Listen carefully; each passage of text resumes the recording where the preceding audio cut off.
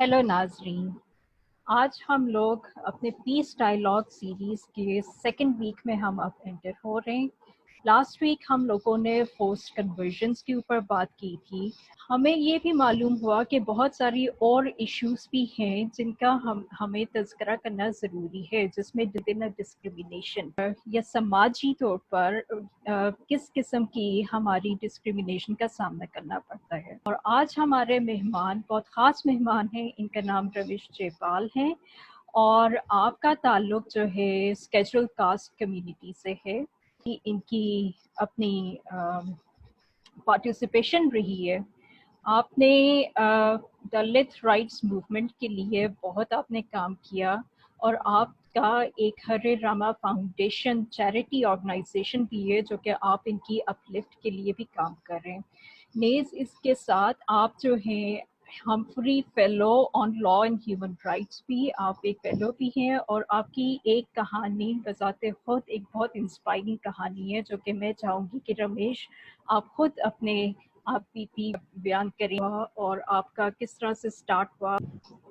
जी, बहुत शुक्रिया सबसे पहले तो ऑनलाइन देने के लिए।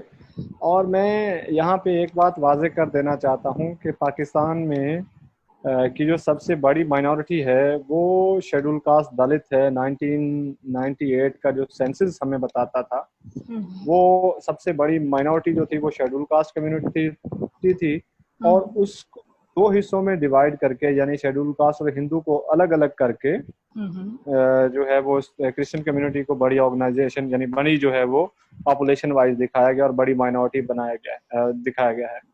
अब मैं यहाँ पे एक और भी बात बताना चाहता हूँ कि दुनिया में अगर कोई कौम पीछे है सियासी हवाले से, माशी हवाले से, तालीमी हवाले से, समाजी हवाले से या मजहबी एतबार से अगर दुनिया में कोई कौम पीछे है तो वो है शेड्यूल कास्ट हिंदू है। लेकिन इसमें हम ये भी कह सकते हैं कि गुज़िश्ता 2 दहाइयों में जो हिंदू कम्युनिटी है पाकिस्तान की उन्होंने आलमी सतह पर पजीराई भी हासिल की है और अपने आप को मनवाया है। खासतौर पे अगर हम अमेरिका की बात करते हैं, यूरोप की बात करते हैं, ब्राज़ील की बात करते हैं, रशिया की बात करते हैं, चाइना की बात करते हैं तो वहाँ पर पाकिस्तान जो हिंदू कम्युनिटी है वो बहुत डेवलप हो रही है और आगे बढ़ रही है। लेकिन यहाँ पाकिस्तान में उसके बरक्स है। यहाँ की जो हिंदू कम्युनिटी कह सकते हैं, और हिंदू से मेरा मतलब ये है कि वो 95% वो शेड्यूल कास्ट या वो जो जिनको इंडिया में दलित कहा जाता है वो कम्युनिटी है, या आप उसको निग्लेक्टेड क्लास कह सकते हैं, आप उनको अंडर प्रिविलेज्ड कम्युनिटी कह सकते हैं। वो कम्युनिटी है जो पाकिस्तान में बहुत पसमानदा कम्युनिटी है। और इसका मुझे जो समझ आई थी सेंसस में जब आप लोग जब ले रहे थे, जब आप लोगों की मर्दमशुमारी हो रही थी तो उसमें भी नोट करते वक्त इन्होंने सही तरह रिकॉर्ड कीपिंग नहीं की, क्योंकि उसमें मुझे ये मालूम हुआ है कि हिंदू या जो दलित या जो स्केड्यूल कास्ट कम्युनिटी है उसको हिंदू के उसके अंडर वो डाला जाता है। तो उसमें आपकी आइडेंटिटी एक तरह से लूज हो जाती है। अब मुझे ये बताएं कि जो कोटा सिस्टम है हमारा उसमें क्या दलित कम्युनिटी के लिए कोई अलग दिया हुआ है या वो हिंदू कम्युनिटी के अंडर ही आता है? आप थोड़ा इसके ऊपर थोड़ा सा रोशनी डालें। वो आपका पहला पॉइंट है, मैं उसके ऊपर बात करना चाहता हूँ कि पाकिस्तान में जब भी सेंसस होता है, मैं पाकिस्तान की बात नहीं करता, मैं चूंकि साउथ एशिया लेवल पे रिप्रेजेंट करता रहा हूँ पाकिस्तान को, और दलित कम्युनिटी कह लें या शेड्यूल कास्ट कम्युनिटी या पाकिस्तान की हिंदू कम्युनिटी और ऑल ओवर द ग्लोब, मतलब पूरी दुनिया में भी पाकिस्तान की हिंदू कम्युनिटी का पॉजिटिव पॉइंट जो है वो मैं बताता रहा हूँ। तो यहाँ पे मैं आपके साथ ये बात जरूर शेयर करना चाहूँगा कि हमारे इस वक्त तकरीबन कोई 40 से ज्यादा करोड़ जो है वो दलित जो हैं वो साउथ एशिया के राउंड में रहते हैं। 40 से भी अब मतलब मेरी उसमें फिगर अभी मुझे थोड़ा भूला हुआ है। तो मैं कहना ये चाह रहा हूँ कि उस फिगर में हमारे जो शेड्यूल कास्ट कम्युनिटी है वो मेन स्ट्रीम से हट के बैठती है। मिसाल के तौर पे कोई गांव है, जैसे आप एक शहर बता देता हूँ मैं आपको, लाहौर है, पाकिस्तान का शहर है, पंजाब का शहर है, या मेरा शहर रहीमिया खान है। अब इसमें जो हमारी हिंदू कम्युनिटी है वो हिंदू वही शेड्यूल कास्ट है, वो मेन स्ट्रीम से हट के बैठते हैं जहां पे ना तो पानी की सहूलत होती है, ना बिजली की सहूलत होती है, ना उनके इंफ्रास्ट्रक्चर की सहूलत होती है, ना ही किसी और किस्म की सहूलत होती है। तो जब ये जो लोग एंट्री करने के लिए, डाटा एंट्री करने के लिए जाते हैं तो वो गांव की जो मेन गांव होता है वो वहीं तक रहते हैं, और वो जो हमारी जो मेन स्ट्रीम से आउट जो कम्युनिटी बैठी होती है उन तक वो उस तरह से पहुंच नहीं पाते हैं। एक दूसरा ये है कि हमारी कम्युनिटी, या आप इसको कह रहे हैं Hindu community, schedule caste community, वो उस चीज को समझते नहीं है कि ये मर्दमशुमारी क्या है, उनको इस चीज से इल्म ही नहीं है।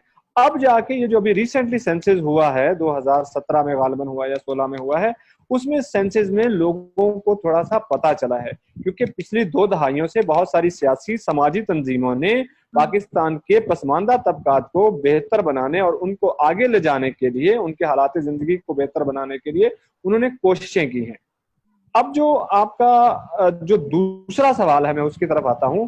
देखिए, जो 1976 में फेडरल एडवाइजरी काउंसिल थी, अच्छा, बड़ी वाज़ेह बात है कि 1976 में भुट्टो के दौर से, उससे पहले बनी थी, और उसमें फेडरल एडवाइजरी काउंसिल थी, और उस फेडरल एडवाइजरी काउंसिल के होते हुए ये था कि पाकिस्तान में रहने वाली शेड्यूल कास्ट अकलियत के लिए 6% जॉब कोटा था। मैं दोबारा तो दोहरा रहा हूं कि शेड्यूल कास्ट अकलियत के लिए 76 से लेके ऑनवर्ड वो शेड्यूल कास्ट का कोटा था, जिसको 2008 में शहबाज भट्टी मरहूम साहब ने उसको तब्दील करके, पूरी शेड्यूल कास्ट का कोटा जो था उसको तब्दील करके माइनॉरिटी कोटा कर दिया। होना तो ये चाहिए था कि जो शेड्यूल कास्ट कोटा था उसके ऊपर उसी तरह से इंप्लीमेंट होता रहता, और इसके अलावा शेड्यूल का जो बाकी माइनॉरिटी थी उसके लिए 4 या 5% कोटा कर दिया जाता, तो इससे हमें 10% या 11% उसका मिलना था। लेकिन ऐसा नहीं हुआ है, वो सिर्फ यही हुआ है कि 6% को कन्वर्ट करके, क्योंकि वो इजीली हो सकता था, इसलिए उन्होंने उसको तब्दील करके 6% को जो है वो 5% में कर दिया, और वो माइनॉरिटी जो शेड्यूल कास्ट की जगह पे जो दूसरा जो था अपना हिंदू कम्युनिटी में कर दिया। इसके साथ साथ शेड्यूल कास्ट को ये भी था कि उनको 3 साल उम्र की रियायत थी। अब उसकी रियायत की वजह क्या थी? उसकी रियायत की वजह ये थी कि हमारी जो कम्युनिटी के लोग थे, अब मिसाल के तौर पर मैं पंजाब में रहता हूँ, मेरे बच्चे हैं, मेरे बहन भाई हैं, वो सबसे पहले हमारी मादरी लैंग्वेज सीखेंगे जो कि मारवाड़ी है या कोली कम्युनिटी की है या ढाटकी है या जो भी है। उसके बाद वो सिंधी सीखेंगे, या जो भी, मतलब अगर मैं पंजाब में रहता हूँ तो पंजाबी सीखेंगे, फर्स्ट मदर लैंग्वेज। देन उसकी जो नेटिव लैंग्वेज है, एरिया की, जो आप उसको कह सकते हैं उसके एरिया की लैंग्वेज है, फिर वो स्कूल में जाएगा तो उर्दू सीखेगा। इसलिए उनको 3 साल उम्र की रियायत मुलाजमत में दी गई थी, और शेड्यूल कास्ट से कम्युनिटी को इतनी प्रिविलेज नहीं थी। वो मनु वाला जो दौर था, या पुराने जो दौर में हिंदुओं के साथ या जो शेड्यूल कास्ट कम्युनिटी के साथ जो होता रहता था, इस वजह से उनको 6% के लिए जॉब का कोटा था शेड्यूल कास्ट का, और 3 साल उम्र की रियायत थी, जिसको खत्म कर दिया गया शहबाज भट्टी के दौर में। अच्छा, और इसके क्या इम्पैक्ट पड़े थे जब इसको खत्म जब इन्होंने कर दिया, तो इसके आपकी कम्युनिटी पर क्या इम्पैक्ट पड़े थे?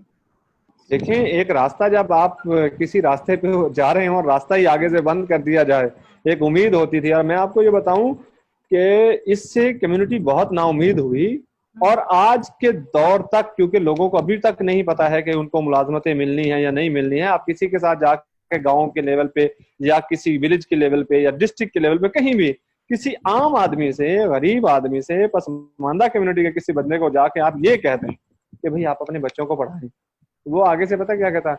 इनको कौन सा नौकरियां मिलनी है। यानी सिंपल था उसका, उसके माइंड में वो चीज है कि इसको नौकरी नहीं मिलनी, इसलिए मैंने इसको पढ़ाना नहीं है।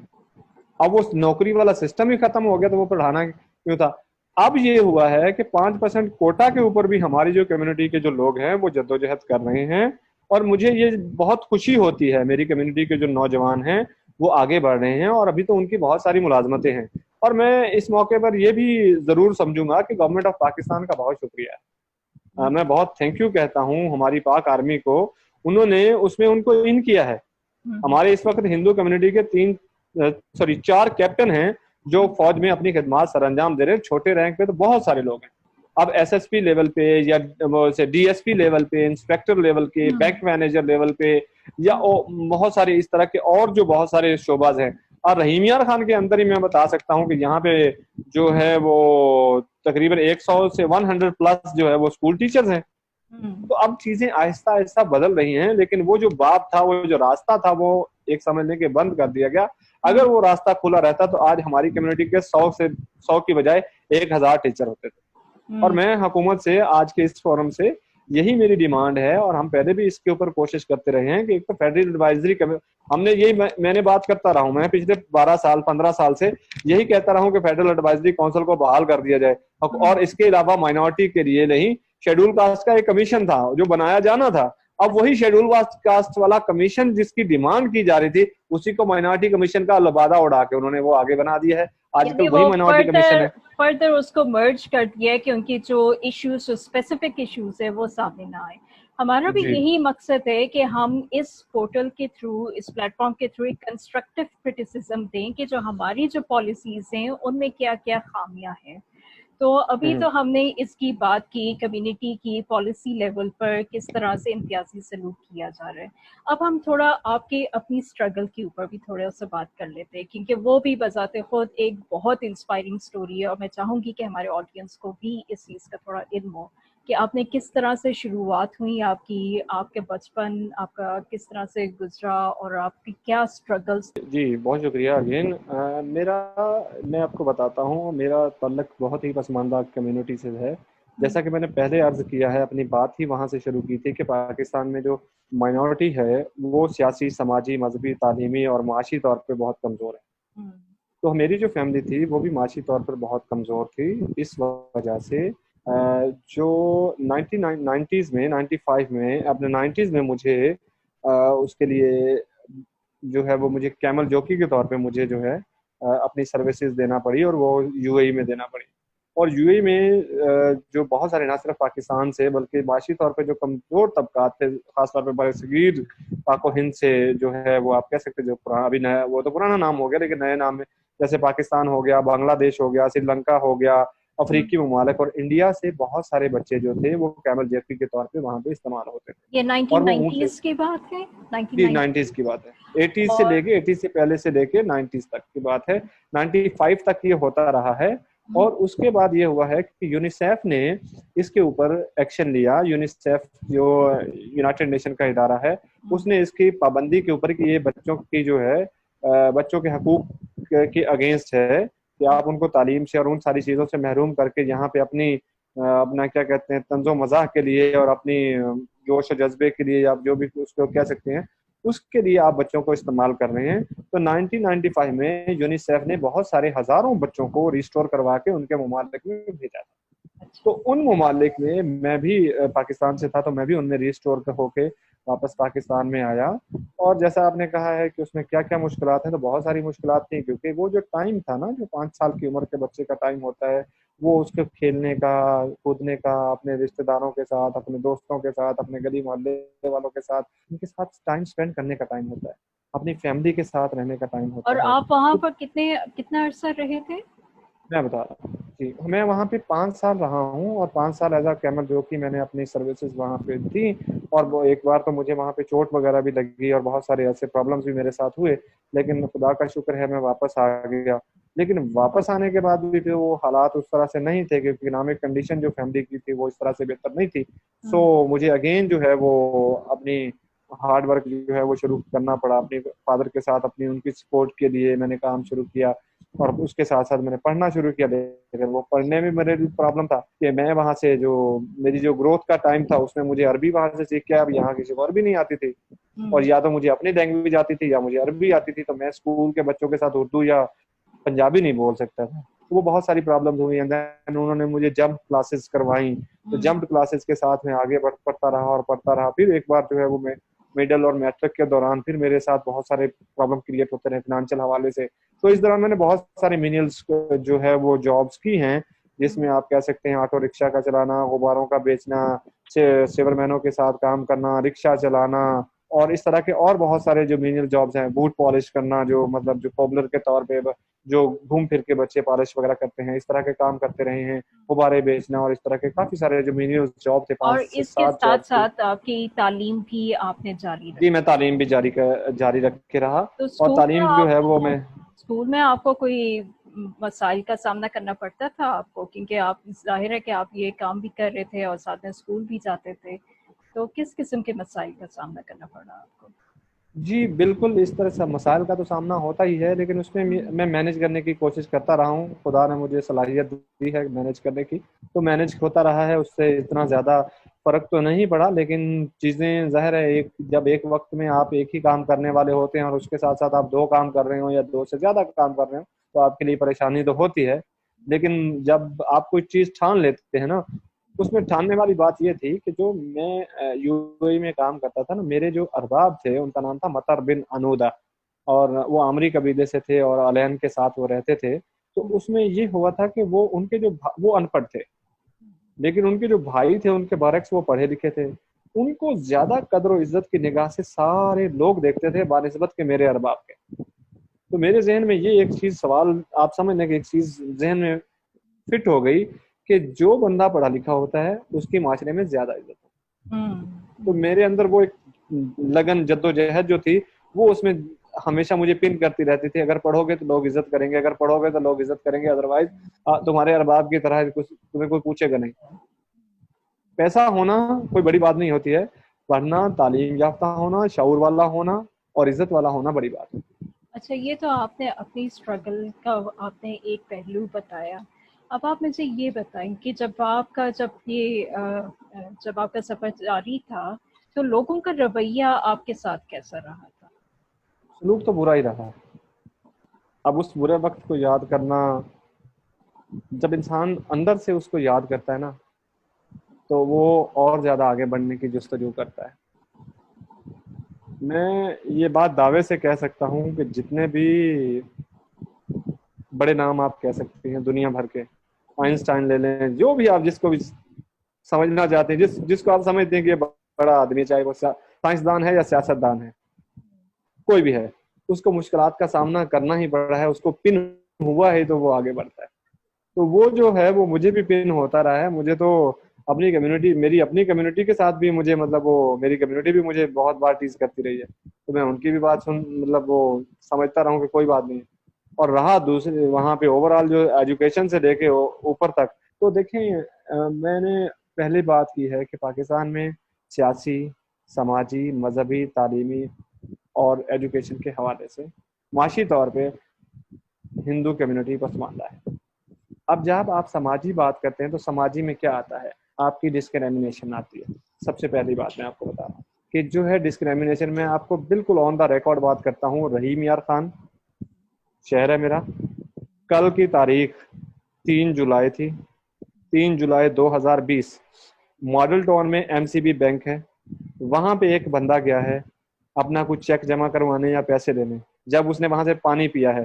3 जुलाई 2020 की वीडियो जाके देख लें, उनके वो जो सीसीटीवी कैमरा में वो जो बच्चा वहां पे पानी पी रहा था वो हिंदू बच्चा था, और उसके गार्ड ने उसको कहा कि तुम हिंदू हो, यहाँ से पानी क्यों पिया।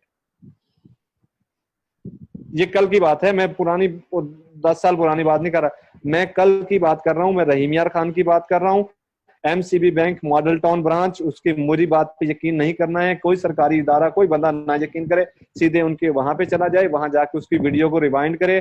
कल का दिन 11:30 बजे से लेके 12:30 बजे का टाइम, जाके वीडियो रिवाइंड करें। वो बच्चा पानी पी रहा है, बच्चा नहीं है बल्कि यंग नौजवान आदमी है, वो पानी पी रहा है और वो उसके गार्ड उसके ऊपर आके खड़ा होकर कह रहा है कि तुमने यहाँ से हिंदू होने के नाते तुमने यहाँ से पानी क्यों पिया। अब डिस्क्रिमिनेशन की बात करें तो यहाँ पे एमपीए साहब, एक एमपीए साहब थे, मैं उनका नाम नहीं लेना चाहता, उन्होंने तो यहाँ पे बर्तनों के पैसे भी भरे हैं होटल में।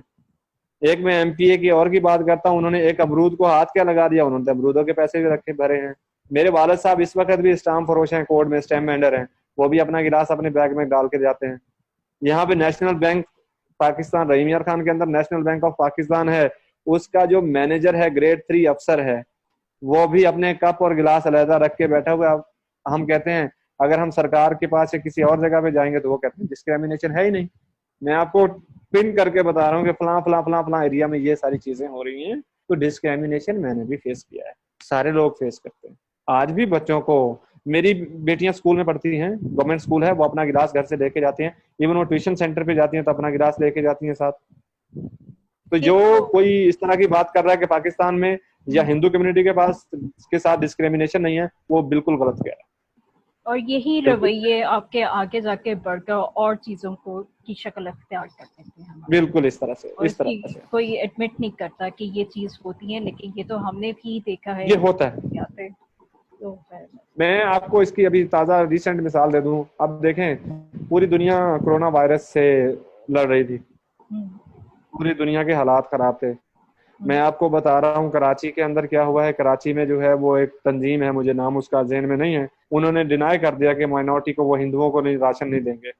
फिर उसके बाद फैसलाबाद में एक ऑर्गेनाइजेशन थी, उन्होंने वो जो है माइनॉरिटी को राशन देने से इनकार कर दिया। मुझे ये बताया, मुझे कंफर्म नहीं है, लेकिन रहीम यार खान में भी इस तरह का वाकया पेश आया। अब हम अपनी बात करते हैं। हरे रामा फाउंडेशन मेरे पीछे लगा हुआ, मेरी ऑर्गेनाइजेशन का नाम हरे रामा फाउंडेशन है, तंजीम का नाम हरे रामा फाउंडेशन है, लेकिन हम बिला मजहब, बिला रंग, नस्ल, मजहब और किसी भी किस्म की तफरीक के बगैर हम हिंदू कम्युनिटी नहीं कह सकते। हम तमाम लोगों के लिए काम करते हैं।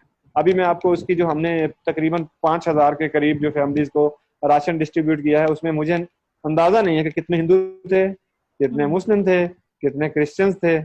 सबको दिया है, जो जरूरतमंद का या जो घर बैठा हुआ था उन सबको दिया है। ना सिर्फ रहीम यार खान में दिया है, बल्कि पंजाब में भी दिया है, केपी में भी दिया है, सिंध में भी दिया है। आपने अब अभी रिसेंटली हमारा एक प्रोजेक्ट हाँ, और हमारा भी रिसेंट एक प्रोजेक्ट हमने कंप्लीट किया है जून के अंदर, जून 2000 हमने 21 जो है वो हैंडपंप्स लगवा के दिए हैं पानी के लिए। अब वो क्रिश्चियंस के लिए भी लगवा के दिए, क्रिश्चियंस के गांव में लगवा के दिए, हिंदू के गांव में भी लगवा के दिए, मुस्लिम कम्युनिटी को भी लगवा के दिए। जो मैंने राशन की बात की है, मैंने चर्च में भी तकसीम किया, मैंने मंदिर में भी तकसीम किया, मैंने मस्जिद में भी तकसीम किया। अच्छा, मुझे तो ये हमने बताएं स्किल डेवलपमेंट का जी जी मुझे ये बताएं कि आपने ये बात की है कि कुछ लोगों को फूड राशन जो है बाकी इदारों ने रिफ्यूज किया था, उनकी क्या रीजन थी? क्या वो कोई कंडीशन लगा रहे थे कि आप इस तरह कर लें तो हम आपको राशन देंगे, या क्या वो किस किस्म की, किस बेसिस पर उन्होंने रिफ्यूज किया था? मुझे देखें, कुछ तो मैं कंफर्म नहीं हूँ, लेकिन जो मैं कंफर्म मेरी है, मैंने जो सोशल मीडिया के जरिए ये चीज़ें पता चली हैं, उसमें यही चीज़ें सामने आई हैं कि वहाँ पे जो जो लोग हैं कराची के अंदर, उन्होंने वीडियो भी एडिट करके उसने लगाई है या बोला है कि जी ये जो लोग हैं, इन्होंने हमें इन लोगों ने बताया कि हमें जो है राशन डिनाई कर दिया गया कि ये जो राशन है ये हिंदू कम्युनिटी के लिए नहीं है, बल्कि मुस्लिम कम्युनिटी के लिए या माइनॉरिटी के लिए नहीं है।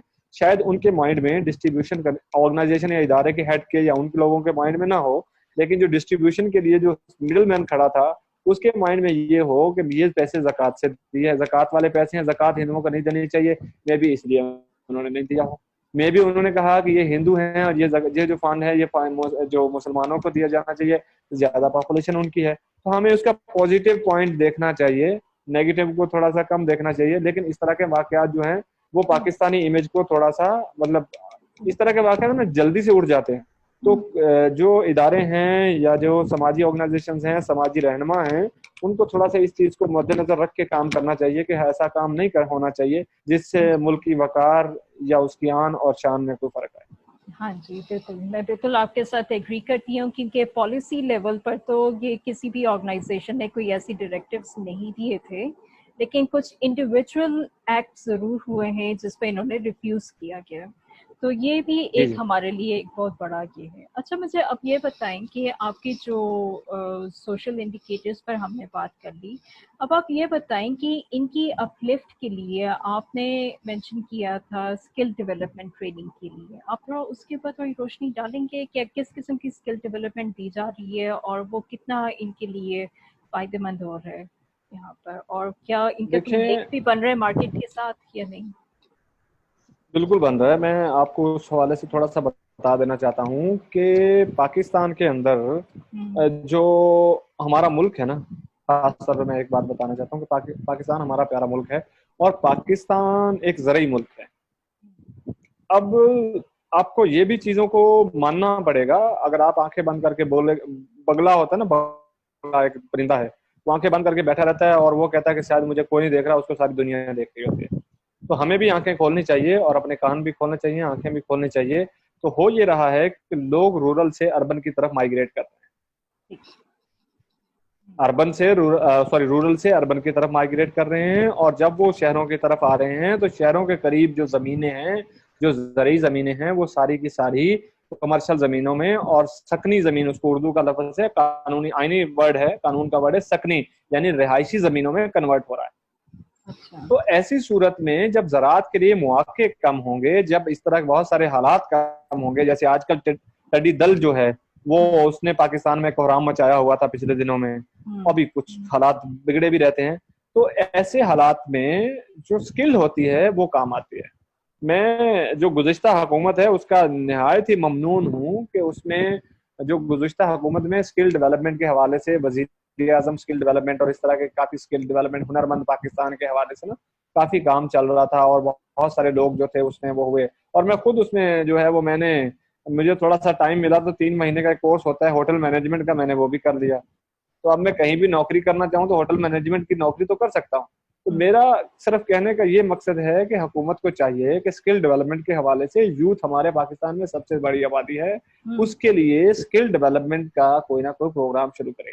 अब मैं आता हूँ, हमारी अपनी ऑर्गेनाइजेशन जो है वो हरे रामा हम्म, फाउंडेशन ने 2015, 16 और 17 में तकरीबन 500 के करीब जो है वो लोगों को स्किल सिखाई है। उस स्किल्स में ब्यूटिशियंस के कोर्स थे लड़कियों के लिए, हम्म, लेडीज टेलरिंग के कोर्स थे वो लड़कियों के लिए थे, जेंट्स टेलरिंग थी वो लड़कों के लिए थे, सिंधी कैप्स के लिए थे, ड्राइविंग जो थी, ड्राइविंग जो बिल्कुल अनपढ़ बंदा है, 2 या 3 4 जमात पढ़ा हुआ है, तो उसको हमने ड्राइविंग सिखाने की कोशिश की है, और वो ड्राइवर बने हैं, और वो ड्राइवर यहाँ से होके वो अभी यूएई में काम कर रहे हैं, या वो बड़े किसी और शहरों में, बड़े शहरों में काम कर रहे हैं। और हम्म, यकीन मानिए इस बार जब कोविड का मामला हुआ है तो मेरा दिल बड़ा फख्र से बड़ा हो गया कि जिन लोगों को हमने कार ड्राइविंग वाले कोर्सेज करवाए और या कंप्यूटर कोर्सेज करवाए, जो ऑफिस मैनेजमेंट वाले और वो जो फाइनेंस वाले करवाए, वो बच्चे बाहर के ममालिक में, यूएई में, ओमान में, अपना जो है वो कतर में, या हम्म, पाकिस्तान के बड़े शहरों में, तो उन्होंने कहा कि सर जी आप बताएं, हम आप जो है ना राशन दे रहे हैं तो हमारी तरफ से 2 घरों को मैं राशन दे रहा हूँ। हम्म, अब कहाँ 5,000 कहाँ दो, लेकिन मैं ये कहता हूँ कि 2,000 घर या 200 घरों का राशन एक साइड पे, और मेरे उस दोस्त का 2 घर का दिया हुआ राशन एक साइड पे, क्योंकि उसके अंदर जज्बा पैदा हुआ है कि यार रमेश भाई ने हमारे लिए थोड़ा सा किया है, इतना किया है तो हमें भी ये इतना करना चाहिए। और मैं आज भी उनको याद रखता हूँ और उनको सैल्यूट करता हूँ कि हम्म, आपकी वजह से मैं हूँ। तो मतलब उसके अलावा हमने स्किल डेवलपमेंट के हवाले से, और मैं फिर वही बात करता हूँ, तंजीम का नाम हरिनामा फाउंडेशन है, लेकिन स्किल डेवलपमेंट में सारे लोग थे, उसमें हिंदू भी थे, मुस्लिम भी थे, क्रिश्चियन भी थे, सब लोगों को सिखाने की कोशिश की है, और जो वहां पे उसमें सीख सकता था। और उसमें हमने वो काम सिखाए हैं, जैसे अब आप सिंधी कैब की बात कर ले, उसमें पूरी फैमिली काम कर सकती है। हम्म, लेडीज टेलरिंग की बात कर लें, वो लड़की सीखेगी तो अपनी पूरी फैमिली को सिखाएगी। हिना हम्म, की बात करते हैं तो वो हिना कोर्स का था, वो सबको सिखा सकती है। हम्म, ब्यूटिशियन का कोर्स है तो वो लड़की खुद सबको सिखा सकती है। अब जेंट्स टेलरिंग थी तो वो भी सबको सिखा सकती है। अब जो उस्ताद जिसको हमने सिखाया है इसका ड्राइविंग का, तो उसने दूसरों को सिखा दिया है। अब एक बच्चा था, हमने उसमें 20 बच्चे थे, उसमें इलेक्ट्रिशियन का उनको कोर्स सिखाया। अब जो इलेक्ट्रिशियन थे उन्होंने 20 ने आगे शागिर्द रख के उनको सिखाना शुरू कर दिया है। तो हम्म, मतलब ये है कि ये स्किल वाला जो काम है, जब आप किसी बच्चे को हुनर देते हैं। अब हमारा माशरा जो है ना, कहीं भी आप जाते हैं तो वो दो चीज, कहीं रिश्ता करना हो कुछ ऐसा बात, अच्छा जी पंजाबी में कहते हैं साडा मुंडा करदा की है, अच्छा, अच्छा जी वो क्या करता है जी, या तो वो पढ़ता है, नहीं तो वो कहेगा जी मेरा बेटा जो है उसने मोटरसाइकिल मैकेनिक है, मेरा बेटा जो है वो कंप्यूटर फला बड़ी शॉप जो है ना वो अलमायदा वाली। अच्छा जी वाह जी वाह, पीछे हाथ में इसकी बेटे की जॉब है। अब उनको ये नहीं पता कि वहां पे होता क्या है, लेकिन वो कंप्यूटर का ऑपरेटर है, और ऑपरेटर होके वो 20 से 30 हजार कमा सकता है। तो इस तरह की जो स्किल डेवलपमेंट है, again I am requesting to government of Pakistan और स्पेशली गवर्नमेंट ऑफ पंजाब के जो स्किल डेवलपमेंट के हवाले से उनको काम करना चाहिए।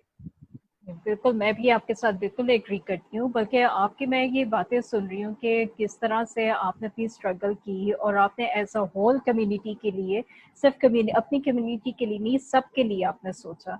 लेकिन फिर बाद में हम्म। ऐसे भी आप हमारी तरफ या सोशल मीडिया में ऐसे भी कुछ लोग अनासर हैं जो कि कहते हैं कि हिंदू जो हैं वो उनको एक तरह से जो आपके बॉर्डर मुल्क है उसके साथ लिंक करने की कोशिश कर रहे होते हैं कि जैसे कि ये पाकिस्तानी नहीं है। कभी आपको इस चीज़ का सामना करना पड़ा है इस किस्म की कि आप जी पाकिस्तान के नहीं है और जो हमारे जो निसाब में जो पढ़ाया जाता है आप भी उसे बखूबी आप भी उसे गुजरे हुए, मैंने भी वो पढ़ा हुआ है, मैं भी उसी तालीमी निज़ाम से निकली हूँ। तो आपको किस तरह इन चीज़ों का किस तरह आप फेस करते हैं? बिल्कुल बात तो की जा सकती है, लेकिन मामला ये है कि ये हकीकत है, और कभी कभी ऐसा फील होता है और लोग हमें फील कराते हैं, होता नहीं है, लोग हमें फील कराते हैं। लोग फील कराते लेकिन और लोग कहते हैं, बिल्कुल मुंह पे कह देते हैं। अभी मेरा एक दोस्त है, उनकी शॉप है, तो मैं वहां पे बैठा हुआ था, पिछले तकरीबन कोई 2-3 साल पुरानी बात है। तो वो जो प्राइम मिनिस्टर है इंडिया का, मोदी, वो बन गया, प्राइम मिनिस्टर बन गया इंडिया का। तो वो उधर आके हम दो लोग थे, दोनों हिंदू थे, तो वहां आके कहता आपको मुबारक हो, आपका मोदी जो है वो प्राइम मिनिस्टर बन गया। मैंने उसको बंदे को बुलाया और मैंने उसको कहा कि यार मुझे ये बता, तुम्हारा शनाख्ती कार्ड मेरा शनाख्ती कार्ड एक जैसा है, मैं इस मुल्क में रहता हूँ, हवा पानी आग मट्टी सारा कुछ यहाँ का हूँ, बाय बर्थ मेरे फोर फादर्स, मेरे दादा की पैदाइश भी यहाँ की है, तुम्हारा पता नहीं है मुझे कि तुम कहाँ से हो। मैं तो इस मुल्क का, इस धरती का, जिस जगह से बैठ के मैं बात कर रहा हूँ ना, मेरे दादा की भी इसी जिले की पैदाइश है, और तुम पता नहीं कहाँ से आप लोग आए और तुम हमें उनके साथ जोड़ रहे हो। तुम्हें ये बात करते हुए जरा शर्म ना आई? सॉरी टू से फॉर दिस वर्ड, तुम ये किस तरह की घटिया बात कर रहे हो? दफा हो, जहाँ पे वो जाता है हमें उससे क्या गर्ज है? फिर वो कहता, जब मैंने उसको रियलाइज कराया, अच्छे तरीके से रियलाइज कराया कि भाई हम इस मुल्क के शहरी हैं, और हमारा, जब हम बाहर जाते हैं ना, मैं अक्सर बाहर के मुल्कों में जाता हूँ, तो मुझे वो ये नहीं देखते कि हिंदू है, वो ये देखते हैं ये पाकिस्तानी है। जी। तो मेरे साथ वही ट्रीटमेंट, वही ट्रीट होता है, वही सलूक होता है जो दूसरे पाकिस्तानियों के साथ होता है। हिंदू होने से मुझे मतलब वो दूसरे इदारे या कुछ जो वहाँ के दूसरे ममालिक हैं वो कुछ फर्क नहीं पड़ता। तो उसने फिर मुझे बाद में एक्सक्यूज किया, सॉरी भाईजान, हमने बस आपको मजाक के तौर पे, मतलब मैंने कहा यार ये मजाक नहीं होता है, ये आप अगले बंदे को हर्ट करके फिर आप कह देते हो मजाक है। तो इस तरह की चीजें, इस तरह के मामला होते रहते हैं। तो बस अब ये, लेकिन इसमें मैं एक चीज जरूर वाज़ेह करना चाहता हूँ कि सोसाइटी में अच्छे और बुरे लोग होते हैं। अल्लाह का शुक्र है हमारे सोसाइटी में, पाकिस्तान में बहुत सारे, अगर कुछ बुरे लोग हैं तो अच्छे लोग भी हैं, और उन्हीं अच्छे लोगों की वजह से ये दुनिया चल रही है। तो हमें उन अच्छों का साथ देना है, उनके अच्छों के साथ चलना है, और ये जो बुरे लोग हैं वो अपनी बातें बातें करके तो आगे पीछे हो जाते हैं, मेरे उनका ना ख्याल पैर में है ना सर कि होता है। ज्यादातर लोग बुरे नहीं होते, लेकिन वो गलत फहमियों का शिकार होते हैं, और गलत फहमी बिल्कुल जी। दिलाई जाती है कि जी ये इसके पीछे शायद कोई इंडियन लॉबी है, जो कि कैसे लॉबी हो सकती है जबकि आप यहीं के इसी धरती के हैं, ठीक है, पाकिस्तान से हैं, आप भी पाकिस्तानी, हम भी पाकिस्तानी। तो ये जो रवैयों का बिल्कुल एक कसूर है कि जिस तरह से जो फीड की जा रही है या जिस तरह से निसाब में जो चीज़ें जो डाली जा रही हैं वही आपके जहनों में नशीन हो रही हैं कि किस तरह से आप उसको करें। अब आप मुझे ये बताएं कि सियासी तौर पर भी आपकी कुछ स्ट्रगल रही है, आप थोड़ा उसके बारे में बताएंगे कि वो आपकी जर्नी कैसी थी और आपकी क्या उसमें कंट्रीब्यूशंस रही हैं। हिंदू मैरिज बिल पर आपने कहा था कि आपका एक बहुत नुमाया एक पार्टिसिपेशन थी, तो आप थोड़ा उसके बारे में भी बताएं कि उसके पीछे क्या मकासद थे आपके। मैं एक तो आपको ना 20 सेकंड में एक तो ये बता देता हूँ कि आज तक जो हमारा जो जर्नी रहा है, खास तौर पे मेरी लीडरशिप के अंदर जो मेरे साथियों ने, हमने हिंदू मैरिज बिल के ऊपर काम किया, और बाद में वो जो हिंदू मैरिज बिल के अंदर मेरी अपनी कम्युनिटी जो थी वो मेरे अगेंस्ट हो गई, और आज वही कम्युनिटी को उसकी जरूरत है हिंदू मैरिज बिल की, अच्छा, क्योंकि आपकी आजकल जो कम्युनिटी क्यों अगेंस्ट होगी? सॉरी मैं आपकी बात काट। उन्होंने कहा कि ये जो हिंदू मैरिज बिल होगा तो इससे जो है ना डाइवोर्स बढ़ेगी, तलाकें बढ़ेंगी और इस तरह के मामला बढ़ेंगे। और बाद में पंचायत में बुला लिया गया, जो पंडित साहबान थे या जो बड़े लोग थे उन्होंने बुला के सारी रात पंचायत में खड़ा रहने के बाद सुबह ये तमगा यहाँ पे तिलक लगा दिया माथे पे कि ये बंदा जो है वो ये बरादरी के अंदर रहने के काबिल नहीं है, और इस तरह की बहुत सारी चीजें भी होती रही हैं। और उनको शायद जो जब लेजिस्लेशन होना था तो पंडित जो जब इसकी कानून साजी हो जानी थी, तो अभी छोटा बच्चा जाता है 15 साल का, 20 साल का, 14 साल का, 15 साल का, वो जाके शादी करवा के आ जाता है कि ये जी पंडित साहब ने शादी करवा दी, पंडित का होना जरूरी है। तो इस तरह की जो चीजें हैं वो बिल्कुल जाहिर है, आपको पता है वो कट जानी थी, उनका फाइनेंशियल जो मामला था वो उभरना था, इस वजह से पंडित साहबान जो थे या जो पंडित थे वो अगेंस्ट हो गए, और कम्युनिटी को भी भड़काया गया, तो कम्युनिटी को इस चीज की इल्म नहीं था। अभी आज वही सारा, जिस जिस औरत, शादीशुदा औरत का शनाख्ती कार्ड बनवाना होता है वो अदालत में जाती है और स्टाम्प लेती है, और मैं उनको इन चीजों से बचा रहा था। अब उसके साथ साथ क्या होता है कि यही लोग जो है, अभी उसकी जो सरकारी मुलाजमीन इतने आए हैं, अब उनकी जिंदगी के बाद उनके घर वालों को पेंशन मिलनी थी, लेकिन वो जब तक एफिडेविट सबमिट नहीं करवाएंगे, निकाहनामा नहीं करवाएंगे, तो वो नहीं होगा। ऐसे लोग भी थे जिन लोगों ने मेरी वहां पे मुखालफत की, आज वो सरकारी ओहदों पे, बड़े ओहदों पे है, और सरकार के छोटे ओहदों पे नहीं, बड़े ओहदों पे है। वो भी मेरे वहां पे चोरी छुपे में मुझसे पीछे हट के मेरे ऑफिस बैरियर को कहते हैं कि मेहरबानी करके वो जो हिंदू मैरिज वाला सर्टिफिकेट तो एक बनवा दे, हमने जमा करवाना है। अच्छा। तो मुझे तो उन्होंने बताया कि सर जी वो जो फलां बंदे थे उन्होंने आपके खिलाफ तो वहां पंचायत में बातें की, और वो सब लोगों को गलत जो है उसका तर्जमा करके सब लोगों को सुनाते रहे, आज वो खुद ही मांग रहे हैं। मैंने कहा कोई बात नहीं यार, दे दो। तो एक तो ये चीज थी। दूसरा ये था कि शेड्यूल कास्ट के हवाले से हम ये चाह रहे हैं कि डिस्क्रिमिनेशन, जैसे मैंने आपको आज बताया है डिस्क्रिमिनेशन, आपका दिल नहीं चाहता कि आप मेरे घर आए, आपका दिल नहीं चाहता कि मैं आपके घर आऊं तो मुझे पानी पिलाएं, नो प्रॉब्लम। लेकिन गवर्नमेंट को इस तरह की पॉलिसी जरूर बनानी चाहिए कि जो पब्लिक प्लेस है, होटल है, बस स्टैंड है, हॉस्पिटल है, ऑफिसेज हैं, वहां पे किसी भी शख्स को जो है वो इस तरह से ना किया जाए कि उसकी तजलील हो। अब 21वीं सदी है, हम वो पत्थर के दौर में नहीं रहते। आज 21वीं सदी है, दुनिया डेवलप हो गई है और हम खुद डेवलप हो गए हैं। आज का हिंदू वो हिंदू नहीं रहा है, आज की शेड्यूल कास्ट वो शेड्यूल कास्ट नहीं रही है, वो डेवलप हो रही है। लिहाजा जो हमारा मुतालबा ये था कि जो पब्लिक प्लेस है वहां पे उनको खाने पीने की इजाजत दी जाए। किसी का घर घर बुला के नहीं मानता तो ना खाए, वहां पे तो जो अपना बडेरा है वो अपने जागीरदार अपने उसके साथ मजारे के साथ नहीं खाता, तो ये उनका जाती मसला है। लेकिन पब्लिक प्लेस पे तो वो बैठ के खा सकता है। तो मेरे कहने का एक तो हमारा ये एक तो ये थी। दूसरा, जो आपने मुझे पॉलिटिकल इशू के हवाले से बात की है तो मैं उसके ऊपर भी आऊंगा। उससे पहले मैं ये बताना चाहता हूँ कि जैसे पाकिस्तान में बेशुमार मंदिर हैं, और रिसेंटली आपके इल्म में होगा कि इस्लामाबाद में भी एक मंदिर का जो है वो मामला चल रहा है। तो चलें ठीक है, हुकूमत कहती है कि इस मंदिर को नहीं बनाना चाहिए तो नहीं बनाना चाहिए, मैं भी कहता हूँ नहीं बनाना चाहिए। लेकिन मैं ये जरूर कहना चाहूंगा कि जो इस्लामाबाद और इसके गुरुद्वारा में तकरीबन 100 के करीब जो बंद मंदिर पड़े हैं, उनमें से कुछ को तो फंक्शनल कर दिया जाए ताकि हिंदू अपनी इबादत कर सकें। जो शमशान घाटे हैं वो तो उनको किया जाना चाहिए। अब जो लोग हैं वो ये कह रहे हैं कि हमारे टैक्सों के पैसे से जो हिंदू कम्युनिटी का मंदिर बना है, तो भाई हिंदू कम्युनिटी जो टैक्स देती है वो कहाँ जाता है? एक सवाल, एक बात यह है। दूसरी बात यह है कि महकमा मतरूका वक्फ इमलाक बोर्ड की हजारों एकड़ जमीन है, हजारों बिल्डिंगें मौजूद हैं जिसका रेंट आता है। और मैं ये बता दूं कि मतरूका वक्फ अमलाक बोर्ड, एक्यू प्रॉपर्टी ट्रस्ट बोर्ड जिसको कहते हैं, जिसको उर्दू नहीं आती वो अंग्रेजी में सुन ले, उसका ये है, एक्यू प्रॉपर्टी ट्रस्ट बोर्ड के लॉ में है कि उसका जो चेयरमैन है वो हिंदू बनेगा।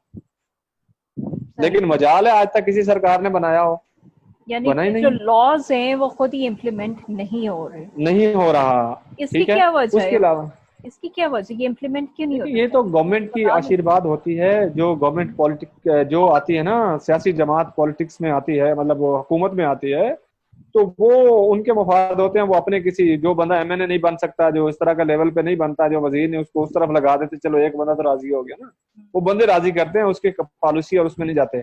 जिसने पढ़नी हो वो जाके पढ़ ले। एक्यू प्रॉपर्टी ट्रस्ट बोर्ड के लॉ में ये लिखा हुआ है कि इसका चेयरमैन हिंदू बनेगा, जो आज तक नहीं बना।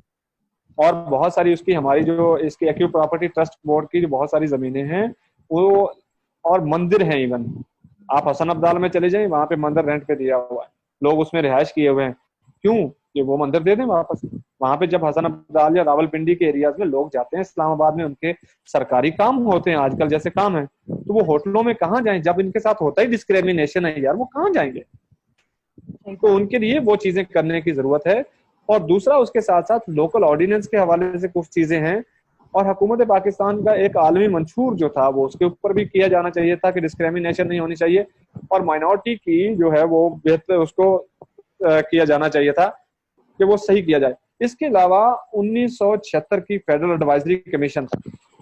अच्छा। 1976 का फेडरल एडवाइजरी कमीशन था, उसको बहाल किया जाना था। हमारी डिमांड ये थी।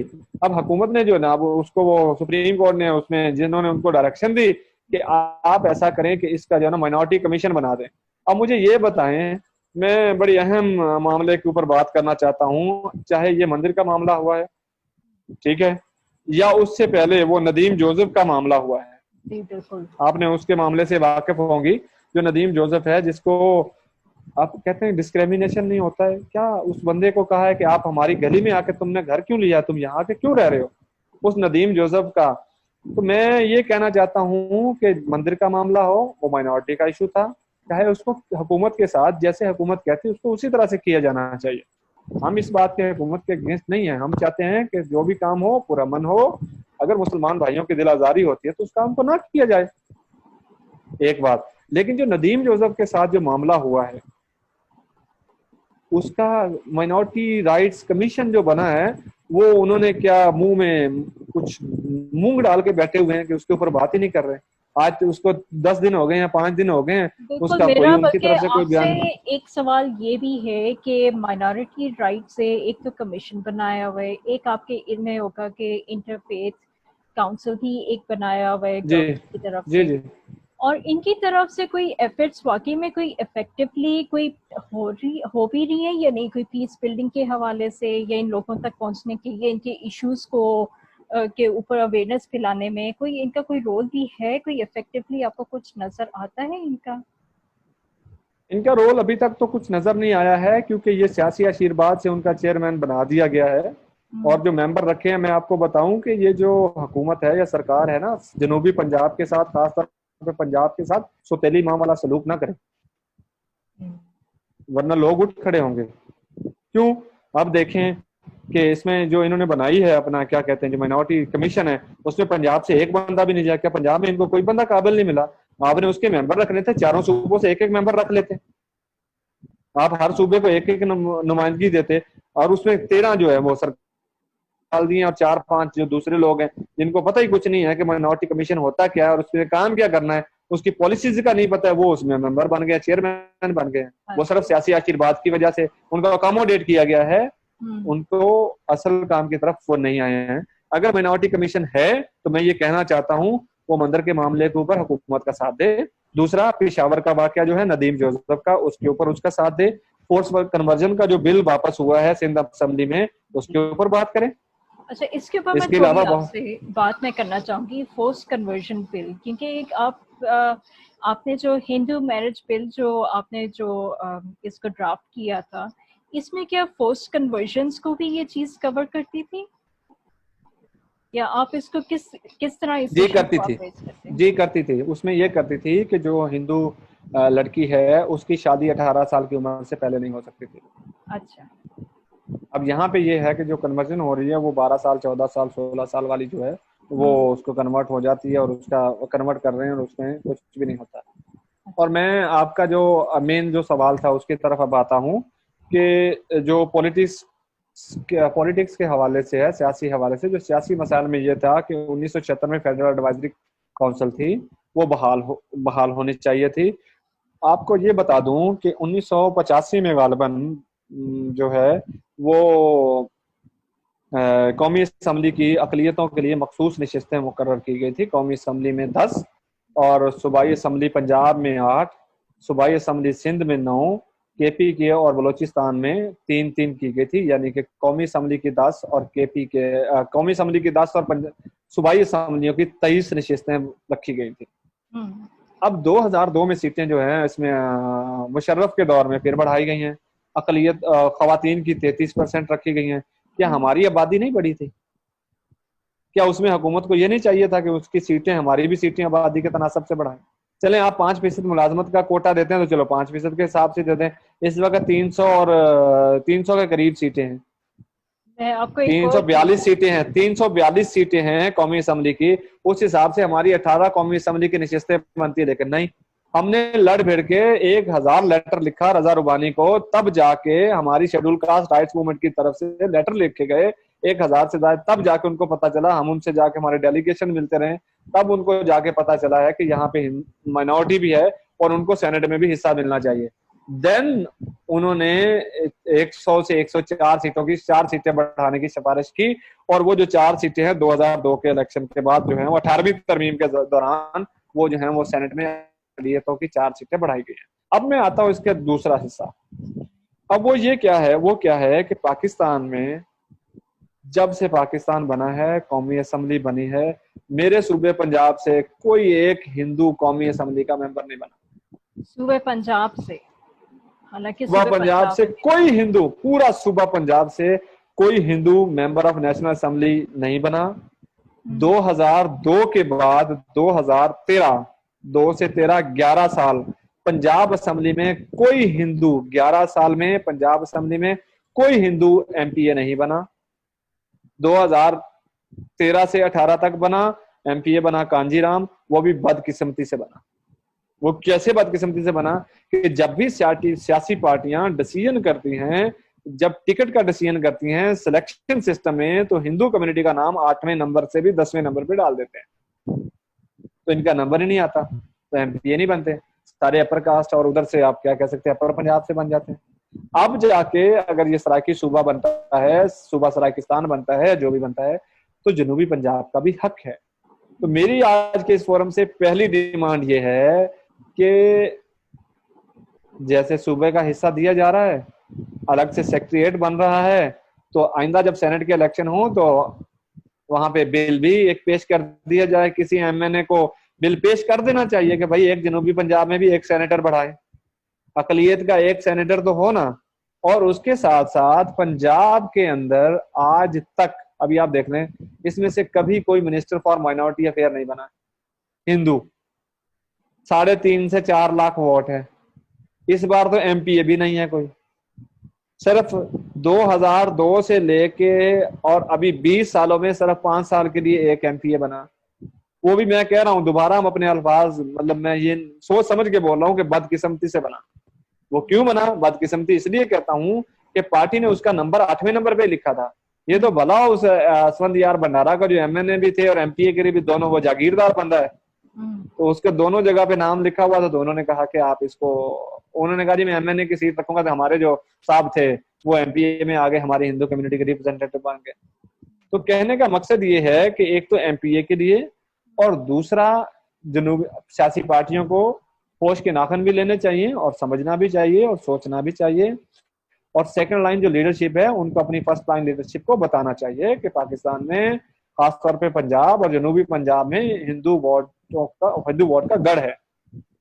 मेरे जिला रहीमिया खान में 62,500 वोट है सिर्फ हिंदू कम्युनिटी के। 62,500 ऑन द रिकॉर्ड। एक डिस्ट्रिक्ट में भावलपुर पड़ा है, मुल्तान पड़ा है, लाहौर पड़ा है, नारोवाल पड़ा है, सियालकोट पड़ा है, रावलपिंडी पड़ा है, दूसरे जिला पड़े हैं, वहां पे हिंदू मौजूद है। तो उनका भी तो वोट बैंक होगा। अगर एक जिले में 60,000 है तो और जगह पे कितना, लेकिन उनका कोई नुमाइंदा नहीं है। ऊपर से हमारा जो कौमी असम्बली का हल्का वो पूरा पाकिस्तान, सूबाई असम्बली का हल्का पूरा सूबा। कोई किसी को, पंजाबी में कहते हैं, ना कोई किसी ने पहचाने और ना किसी से ना कोई पहचान हो और ना कोई जगह को काम हो। दोनों काम इस तरह से चलते हैं।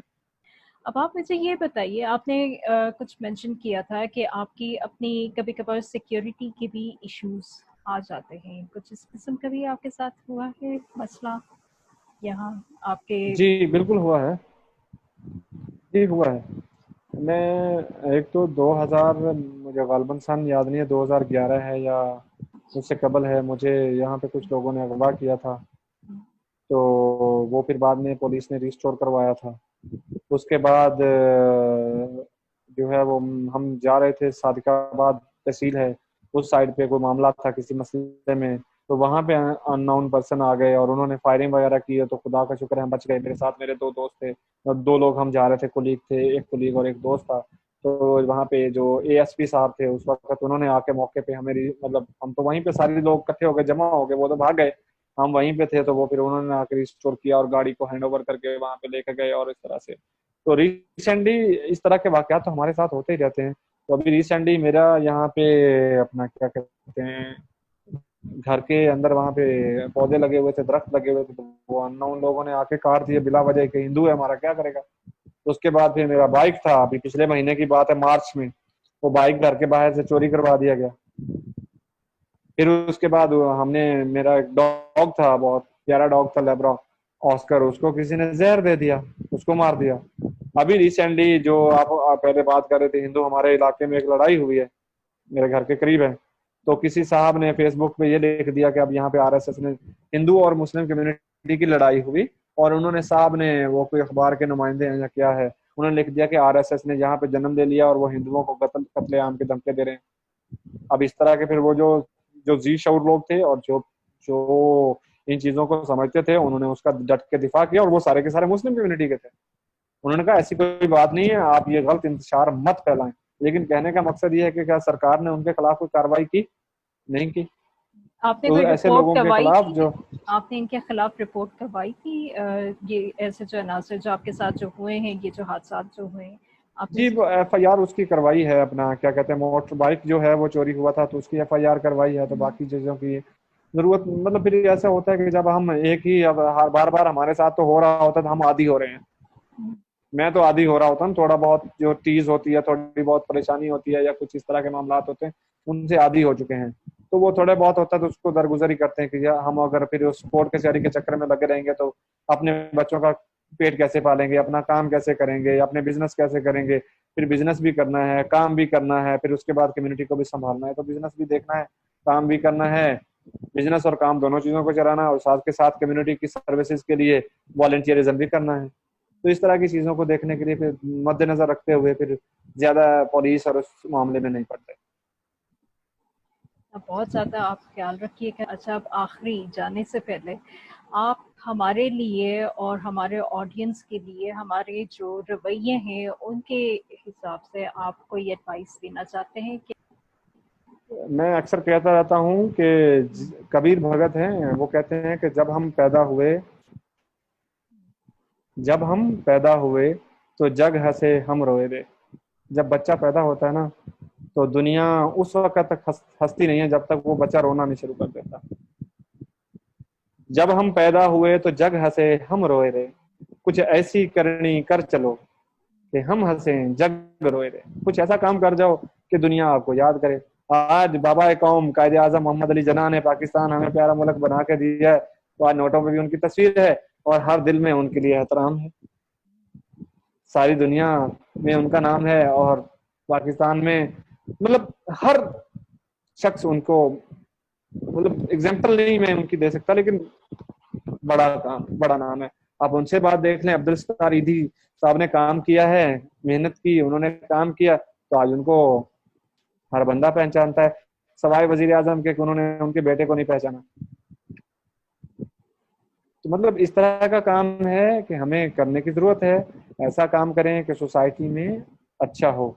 और मैं यहाँ पे जो सियासी, समाजी, मजहबी किस्म के जो लोग हैं उनको ये रिक्वेस्ट जरूर करूंगा कि हमें promotion of the we need promotion of the peace and interfaith harmony through the composite heritage. हमें प्रमोशन ऑफ पीस, अमन और हम आहंगी की को बढ़ाना होगा, और वो हमारे मुश्तरका विरसों के जरिए। देखें, मैं आप बाहर ढोल बजाना बज रहा हो किसी दरबार पे, किसी मजार पे, किसी मंदिर पे, तो जो अंदर से इंसान होता है ना, वो नाचना शुरू कर देता है। उससे किसी ढोल का, किसी से मजहब का कोई तल्लक नहीं होता। मैं अगर किसी दूसरे मुल्क में चला जाता हूँ, दूसरे शहर में चला जाता हूँ, सिंध में चला जाता हूँ, वहां मुझे कोई पंजाबी बोलने वाला मिल जाता है, तो वो मेरी लैंग्वेज से मुझे जोड़ देता है। यानी कि हमें वो कनेक्शन जोड़ने की जरूरत है जिससे सोसाइटी में अमन, आशती और हम आहंगी परवान चढ़े। और उसमें जरूरी नहीं होता है कि दूसरा पहल करे, हमें अपने हिस्से का चिराग जलाना है बस। आप अपने हिस्से का चिराग जलाइए और बस। मैं एक छोटी सी एग्जांपल देना चाहता हूँ, दो एग्जांपल मेरे पास हैं और आखिरी मेरे यही दो आधे मिनट में पूरी कर दूंगा। मैं कराची के साहिल समुंदर पे था, तो बहुत पुरानी बात है, तकरीबन 10-12 साल हो गए हैं, 15 साल शायद हो गए हों। तो मैं पहली बार कराची गया, तो मुझे साहिल समुंदर पे जाने का इत्तेफाक हुआ। तो वहां पे मैंने देखा एक तोतला बच्चा था, और वो क्या कर रहा था, वो लहरों के साथ साथ चल रहा था, और समुद्र में छोटी मछलियां, जब लहरें आ रही थी तो छोटी मछलियां जो थी वो लहरों से किनारे पे आके गिर जाती है, पानी वापस चला जाता है, मछलियां जो थी ना वो ऐसे तड़पना शुरू हो जाती। तो वो बच्चा क्या करता, वहां से उठा के मछलियों को वापस अंदर फेंक रहा था, फिर उठाता, आगे जाता, उठा के फेंकता, फिर आगे जाके उठा के फेंकता। वो मे भी थोड़ा फासला चल जाता, 100-50 मीटर या 20-30 मीटर तक, फिर वापस लहर आती तो बीच में फिर वही काम। तो मैंने उस बच्चे को जाके कहा कि बेटा ये आप क्या कर रहे हैं, आप जो हैं वो अंदर, मतलब मछलियां अंदर फेंकते हैं और समुंदर उछाल देता है। तो उसने कहा कि अंकल, समुंदर अपना ताम तल रहा है, मैं अपना ताम तल रहा हूँ। समुंदर अपना काम कर रहा है और मैं अपना काम कर रहा हूँ, तो हमें अपना काम करना है, अपने हिस्से का चिराग जलाना है, और इस दुनिया को, इस प्यारे वतन को रोशन करना है।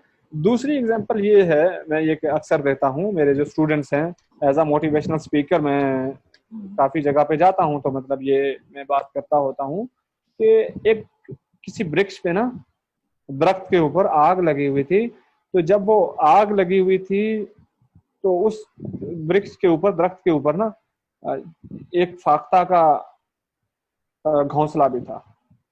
शायद वो तो उसमें बच्चे नहीं थे या कुछ भी न था। जब उसने देखा कि इस घोंसले को आग लगी हुई है, वो फाख्ता गई और चोंच में ना पानी भर के तो ला के तो उस दरख्त के ऊपर डाल रही थी। फिर जाती चोंच में पानी भर के और उस दरख्त के ऊपर डाल रही थी, फिर जाती और लेके आती पानी, और वो इसी तरह से सफर करती रही। तो कोई दरवेश आदमी था नीचे से, उसने उससे ऊपर देखा तो उसने फाख्ता से कहा कि ए फाख्ता, तू ये क्या कर रही है? ए फाख्ता, तू ये क्या कर रही है? तू तुझे पता है कि तेरी इस चोंच से ये दरख्त की आग नहीं बुझ पाएगी, तेरी इस चोंच से ये दरख्त की आग नहीं बुझ पाएगी, तो फिर तू यूं ऐसा ये चोंच भर भर के क्यों पानी डाल रही है? तो उसने कहा, हजरत आपको भी पता है और मुझे भी पता है ये चोंच से पानी, इसकी आग नहीं बुझेगी, लेकिन क़यामत वाले दिन इस फाख्ता का नाम आग बुझाने वालों में होगा, आग लगाने वालों में नहीं होगा। तो हमें आग बुझाने वाला बनना चाहिए और आग बुझाते रहना चाहिए। और आखिरी मेरा एक शेर है, दोहा है, वो मेरी हिंदू कम्युनिटी का है, पूरे पाकिस्तान के लिए। आग लगी इस वृक्ष को और जलने लगे सब पात, आग लगी इस वृक्ष को और जलने लगे सब पात, अरे तू क्यों बैठा पंख पखेरू रे पंख तुम्हारे साथ। यानी एक दरख्त था, उसको आग लगी और उसके ऊपर एक परिंदे का घर था, वो परिंदा उसमें बैठा जल रहा था। नीचे साधु खड़ा था, उसने उसे कहा कि आग लगी इस दरख्त को, वृक्ष यानी दरख्त, आग लगी इस वृक्ष को और जल रहे सब पात, सब पत्ते जल रहे हैं, अरे तू क्यों बैठा पंख पखेरू रे पंख तुम्हारे साथ, तुम क्यों बैठे हो जबकि तुम्हें तो पंख लगे हैं, तुम उड़ जाओ। उसने आगे से उस साधु को जवाब दिया, खाया फल इस पेड़ का, खाया फल इस पेड़ का और रुम्यम डालम डाल, खाया मैंने इस फल इस पेड़ का और खिला हूं मैं इसकी एक एक डाल पे, अरे उड़न हमारा धर्म नहीं रे जल मरेंगे साथ। पाकिस्तान जिंदाबाद, पाकिस्तान पाइंदाबाद। Thank you so much Ramesh, आपने अपना टाइम दिया और आपने बहुत अच्छे तरीके से हमें समझाया कि डिस्क्रिमिनेशन क्या है, इम्तियाजी हर सतह पर किस तरह से फील किया जाता है, लेकिन एक पॉजिटिव एंगल भी आपने दिया है कि लोगों में उम्मीद तो है कि लोग आपस में मिल बांट कर, आपस में मेल जोल से और प्यार मोहब्बत से भी रह सकते हैं, और अपने रवैयों को थोड़ा बहुत देखना होगा कि हमारे अपने कैसे रवैये हैं हमारे माइनॉरिटीज के साथ। तो thank you so much Ramesh, आपसे इंशाल्लाह हम लोग राब्ते में रहेंगे और आप अपना बहुत ज़्यादा ख्याल रखिएगा। ठीक है, thank you very much. Pakistan पाइंदाबाद।